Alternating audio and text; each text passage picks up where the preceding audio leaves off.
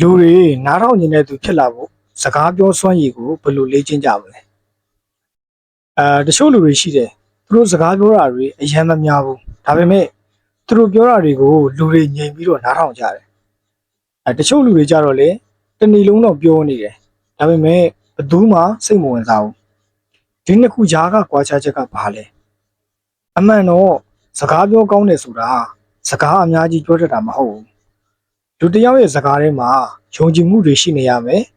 ခံစားချက်တွေပါနေရမယ်နားထောင်သူကိုဆွဲခေါ်နိုင်ရမယ်စကားပြောနေတဲ့အချိန်မှာတော့လူတွေရဲ့စိတ်ထဲပုံရိပ်မြင်လာရမယ်အဲ့ဒီလိုဖြစ်လာမှဒီလူကစကားပြောကောင်းလိုက်တာဆိုတဲ့အဆင့်ကိုရောက်တာပါဒီနေ့ဒီဗီဒီယိုမှာတော့လူတွေကိုယ်စကားကိုနားထောင်ကျင်လာစေမဲ့ communication skill တွေကိုပြောပြပေးသွားမှာဖြစ်ပါတယ်ပြီးတော့အများရှိမှာ confidence ရှိလာဖို့ storytelling ကောင်းလာဖို့ဟာတာလေးတွေကိုတဘာဝကြကြသုံးတက်လာဖို့အကျူမြင့်ပြီးတော့လူမှုဆက်ဆံရေးတွေကောင်းလာဖို့ဘယ်လိုလေ့ကျင့်ရမလဲဆိုတာတွေကိုပါဥပမာလေးတွေနဲ့ပြောပြပေးသွားမှာဖြစ်ပါတယ်ဒီဗီဒီယိုကိုဆုံးဖြတ်ကြည့်ပြီးရင်စကားမပြောရတဲ့သူကနေ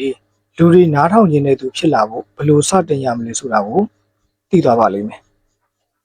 နံပါတ်1လူတွေကတင်စကားကိုမကြားခင်တင်ပုံစံကိုအရင်ခံစားနေကြတယ်တကယ်တော့လူတစ်ယောက်နဲ့စတွေ့တဲ့ပထမ9စက္ကန့်အတွင်းမှာပဲသူတို့ကတင့်ကိုအကဲဖြစ်နေပြီးသားတင်ပါပြောမလဲဆိုတာမစခင်ကတည်းကတင့်ရဲ့မတ်တရက်ပုံမျက်နှာအမူအရာမျက်လုံးကြည့်ပုံလက်ထားပုံတွေကိုကြည့်ပြီးတော့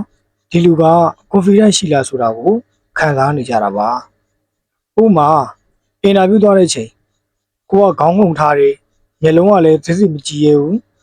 လက်ပိုက်ထားတယ်ဆိုရင်စကားမပြောခင်ကတည်းကကြောက်နေတဲ့ပုံပေါက်သွားပြီဒါပေမဲ့ကိုကခန္ဓာကိုယ်မမတ်နေတယ်ခုံးတွေပါလေဖြန့်ထားတယ်တီတီညီနဲ့မျက်လုံးကြည့်တယ်ဆိုလို့ရှိရင်စကားမစခင်ကတည်းကဒီလူကယုံကြည်မှုရှိတယ်ဆိုတဲ့ feeling ကိုပေးသွားတယ်ဒါကြောင့် body language ဆိုတာ silent communication တစ်ခုပါစကားမပြောဘဲနဲ့တော့သင်အကြောင်းကိုပြောနေပြီးသားဖြစ်ပါတယ်နံပါတ်2 eye contact မျက်လုံးကြည့်ရတဲ့သူကိုလူတွေပို့ပြီးတော့ယုံကြည်ကြတယ်တချို့လူတွေစကားပြောတဲ့အချိန်အောက်ပဲကြည့်နေတတ်တယ်တစ်ဖက်လူရဲ့မျက်လုံးကိုမကြည့်ရဘူးအဲ့လိုဖြစ်ရင်လူတွေကသဘာဝအတိုင်းဒီလူကမသိကြဘူးထင်တယ် confidence မရှိဘူးထင်တယ်လို့ခံစားတတ်ကြတယ်ဒါပေမဲ့တိတိငြိမ်ငြိမ်နဲ့မျက်လုံးကိုကြည့်ပြီးပြောတဲ့သူတွေကိုတော့လူတွေကပို့ပြီးတော့ယုံကြည်ကြတယ်အားကြောင့်လဲမျက်လုံးဆိုတာခံစားချက်ကိုဓာတ်ရိုက်ပြတဲ့နေရာဖြစ်လို့ပါဥပမာတယောက်ကကျွန်တော်အဆင်ပြေပါတယ်လို့ပြောပေမဲ့မျက်လုံးထဲမှာစိတ်ပြက်နေတဲ့ခံစားချက်တွေပေါ်နေတတ်တယ်ဒါကြောင့်မျက်လုံးကစကလုံးထက်တောင်ပို့ပြီးတော့ပြောနိုင်သေးတယ်လေ့ကျင့်ခြင်းရင်စကားပြောနေချိန်50%လောက်မျက်လုံးကိုကြည့်ပါနားထောင်နေချိန်ဆိုလို့ရှိရင်80%လောက်မျက်လုံးကိုကြည့်ပါအဲ့လိုမှမရဲသေးဘူးဆိုလို့ရှိရင်နှာခေါင်းသားကိုကြည့်ပြီးတော့စလေ့ကျင့်ပါဒီလိုလေ့ကျင့်မှုလေးတွေကသင်ရဲ့ဖြစ်တည်မှုကိုတဖြည်းဖြည်းပြောင်းလဲသွားစေပါလိမ့်မယ်နံပါတ်3စကားပြောကောင်းတဲ့သူတွေကနားထောင်တာပိုကောင်းကြတယ်လူအများစုက communication skill ဆိုရင်စကားပြောတတ်ရမယ်လို့ပဲထင်ကြတယ်ဒါပေမဲ့တကယ်တော်တဲ့လူတွေကနားထောင်တာလည်းပိုကောင်းကြတယ်ဥပမာလူတစ်ယောက်ကဒီနေ့အလုပ်မှာအရန်ပင်ပန်းလိုက်တာလို့ပြောလာတယ်ဆိုပါစို့တချို့လူတွေကတော့ဟုတ်လားဆိုပြီးတော့ conversation တစ်ခုကိုပိတ်လိုက်တတ်တယ်ဒါပေမဲ့ communication ကောင်းတဲ့သူကဘာတွေဖြစ်လို့လဲဘယ်အပိုင်းကအခက်အခဲဆုံးဖြစ်လို့လဲအဆင်ပြေရလားဆိုပြီးတော့ဆက်မေးတတ်တယ်ဒီလိုမေးတာကတစ်ဖက်လူကိုဒီလူကငါစကားကိုတကယ်နားထောင်နေတယ်ဆိုတဲ့ခံစားချက်ကိုပေးတယ်လူတွေကသူတို့ကိုနားထောင်ပေးတဲ့လူတွေကိုပို့ပြီးတော့ရင်းနှီးချင်လာကြတယ်နံပါတ်4လူနာမည်ကိုမှတ်မိပြီးတာက relationship ကိုပို့ပြီးတော့နှီးဆက်စေတယ်လူတိုင်းအတွက်သူတို့နာမည်ကအချို့သားဆုံးအတန်တစ်ခုပါဥပမာအကိုပြောတာမှန်တယ်ဆိုတာထက်ကိုဖြူပြောတာမှန်တယ်ကိုမောင်ပြောတာမှန်တယ်လို့ပြောလိုက်လို့ရှိရင်ပို့ပြီးတော့ရင်းနှီးသွားစေနိုင်တယ်ဒီလို technique တွေကိုအယောင်သမားတွေ customer service ကောင်းတဲ့လူတွေ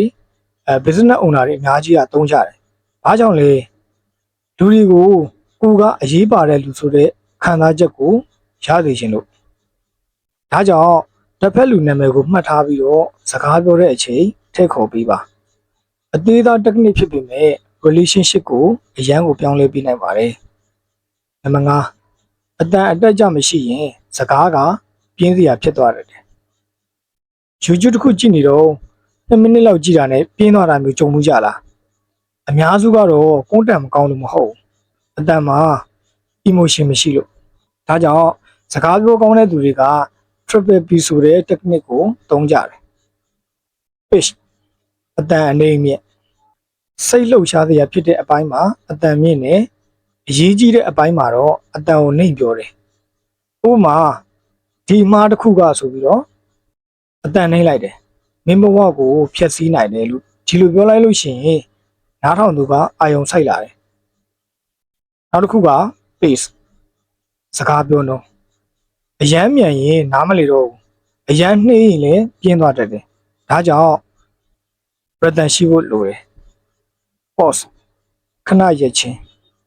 professional speaker တွေကစကားအကုန်မပြောကြဘူးအရေးကြီးတဲ့အချက်ကိုမပြောခင်ခဏရက်တယ်အဲ့ဒီရက်တတ်မှုလေးတွေကပဲစကားကိုပို့ပြီးတော့အင်အားရှိသွားစေတယ်နံပါတ်6လူတွေက information ထက် story ကိုပိုမှတ်မိတတ်ကြတယ်တကယ်တော့လူတွေကဖြစ်ရမှန်တွေထက်ခံစားချက်ပါတဲ့ပုံမြင်တွေကိုပိုမှတ်မိကြတယ်ဒါကြောင့်စကားပြောတဲ့အခါ story telling ထက်တဲ့ဖို့လည်းလိုတယ်အများဆုံးအသုံးပြုတဲ့နည်းလမ်းကတော့ PAR ဆိုတဲ့နည်းလမ်းဖြစ်ပါတယ် P ဆိုတာကတော့ program ကိုပြောတာပါအရင်ဆုံးပြဿနာကိုဖော်ပြပါဥပမာလူငယ်တယောက်ရှိတယ်သူကဆင်းရဲလုံးလို့ကြောင်းထွက်လိုက်ရတယ်အဲ့ဒီအချိန်မှာနားထောင်သူကနောက်ဘာဖြစ်မလဲဆိုတာကိုပို့ပြီးတော့စိတ်ဝင်စားလာတယ်အဲ့လိုစိတ်ဝင်စားတဲ့အချိန်မှာပဲ A ဆိုတဲ့ method ကိုသုံးလိုက်မယ် A action နေ့ဘက်မှာအလုပ်လုပ်တယ်ညဘက် skill တွေလေ့လာတယ်ဒီလိုနဲ့သူကအဲ့ချိန်တော့မလုံလောက်ခဲ့ဘူးဒီဘက်မှာဆိုရင် drama နဲ့ tension ရှိရမယ်အဲ့ဒီအချိန်မှာပဲကျွန်တော်တို့ဆက်ပြီးတော့ R result ဆိုတဲ့ method ကိုဆက်သုံးမယ်3နှစ်အကြာမှာသူကိုယ်တိုင်ကုမ္ပဏီထောင်သွားနိုင်တယ်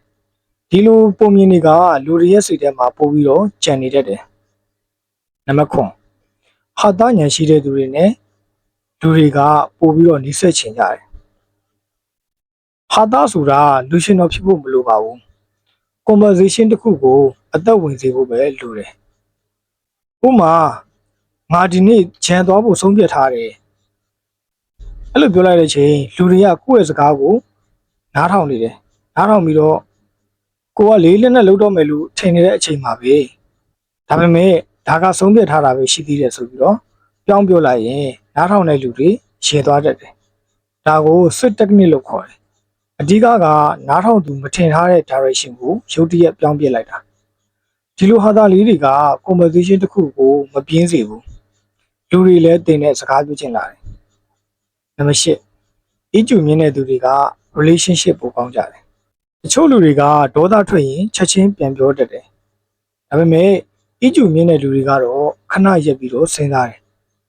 ဥပမာအဖြစ်တတိယဆူလိုက်တယ်ဆိုတာချက်ချင်းပဲကျွန်တော်မှားတာမဟုတ်ဘူးလို့ပြန်မပြောဘူးအရင်ဆုံးနားထောင်လိုက်တယ်ပြီးမှတိတိညင်ညင်နဲ့ပြန်ပြီးတော့ရှင်းပြလိုက်တယ်ဒါကတုံ့ပြန်တာမဟုတ်ဘူး response ပေးလိုက်တာဒီ skill က friendship marriage workplay business အားလုံးမှာအရန်အရေးကြီးတယ်အကျူမြင့်တဲ့သူတွေကပြိပခါတွေကိုပို့ပြီးတော့ရှော့ချပေးနိုင်တယ် relationship ကိုလည်းပို့ပြီးတော့တည်ငြိမ်စေတယ်နောက်ဆုံးမှာမှတ်ထားစေချင်တာတစ်ခုရှိပါတယ်စကားပြောကောင်းတဲ့သူတွေကမွေးရပါအရေးချင်းနဲ့ဖြစ်လာတာမဟုတ်ပါဘူးသူတို့ကနားထောင်တယ်လေ့ကျင့်တယ်အမှားတွေကိုပြန်ကြည့်တယ်ဒီလိုနဲ့ပဲတဖြည်းဖြည်းတိုးတက်လာတာပါဒီနေ့ဗီဒီယိုတွေကမျက်လုံးကြည့်ပုံတွေအတန်အတက်ကြတွေ storytelling တွေအကျူတွေဟာတာတွေအဲ့ဒီຢာတွေကတစ်ခုတည်းကိုပဲစပြီးတော့လေ့ကျင့်ကြည့်ပါတဖြည်းဖြည်းနဲ့သင်စကားကိုလူတွေပို့ပြီးတော့နားထောင်လာမယ်သင်တဲ့စကားပြောရတာကိုပို့ပြီးတော့သဘောကျလာမယ်ဒီနေ့မှာ ဒီလူစကားပြောတာနားထောင်လို့ကောင်းတယ်ဆိုတဲ့စကားကိုသင်ကိုယ်တိုင်ကြားလာရပါလိမ့်မယ်ဒီဗီဒီယိုကိုကြည့်ပြီးအသုံးဝင်နေဆိုရင် like and subscribe လေးလုပ်ထားဖို့လည်းမမေ့ပါနဲ့နောက်ဗီဒီယိုဒီမှာလည်းအထောက်အကူဖြစ်စေမယ့်အကြောင်းအရာလေးတွေကိုဆက်လက်မျှဝေပေးတော့ပါအားလုံးကျေးဇူးတင်ပါတယ်